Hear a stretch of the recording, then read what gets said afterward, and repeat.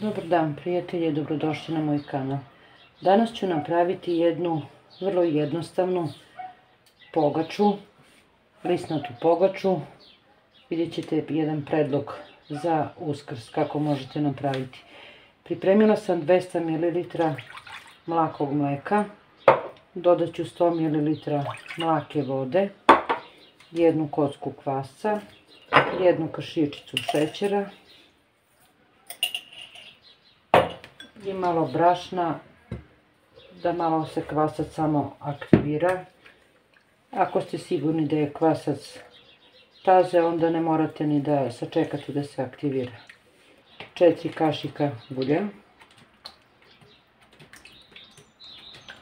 jedno celo jaje i jedan belanac. Jedan žumalac ću ostaviti za premazivanje.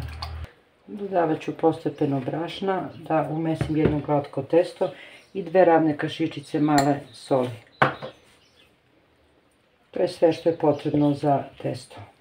Umesila sam testo i sada ću još malo na podlogu od ulja dodatno da umesim i podelit ću testo na 3 jednaka dela.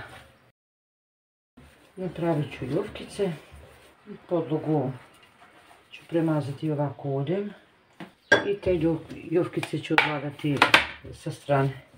Ostavit ću ih jedno 10 minuta da odstoje, da se malo testo opusti. Brašna je otišlo oko 580 grama, od 600 grama brašna, evo možda 1-2 kašike brašna su ostale. Ovako malo odstajale ljufkice na malo brašna ćete razvući.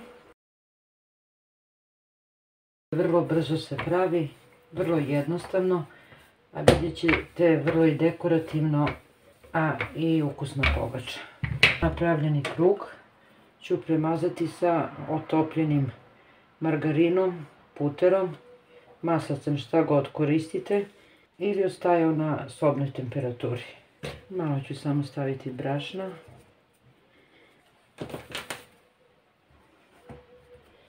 Drugu koru isto, treću koru ne mažemo. Možete ovo testo staviti u frižider na jedno 10 minuta da se margarin stegne.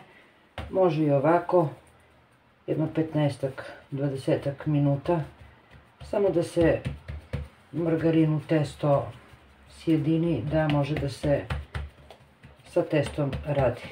Pokriću kesom, nekom krpom i ostavit ću 15 minuta. Testo je ostajalo i sad ću da razvučem. Razvukla sam testo. Evo na debljinu ovako jednog prsta, što bi se reklo. Tepsiju broj 28 sam pripremila, stavila sam papir, rernu sam uključila na 200 stepeni. Znači kad krenete da je pravite, uključite rernu. Ja ću sad ovako modlom, možete i čašom ako modlu nemate, da isečete i da ređete u tepsiju. I ređat ću ovako u krug.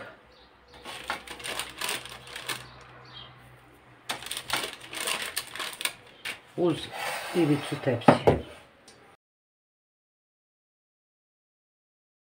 Poređala sam u tepsiju. Ovako napravljenu pogaču ću ostaviti da odstoji dok se rerna ugreje. Pogača je nadošla. Premazat ću je umućenim žumacetom.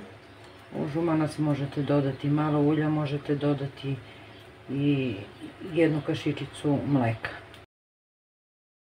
Stavit ću malo lana i malo susana. Pogača ide na pečenje.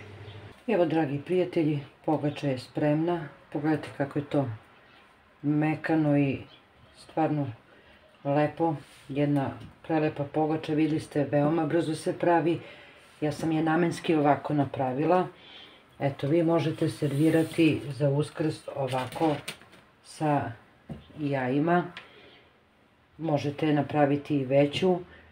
Ja obično pravim 2 manje, stavim činiju, pa onda sva jaja koja budem ofarbala tako stavim na sto dekorativno.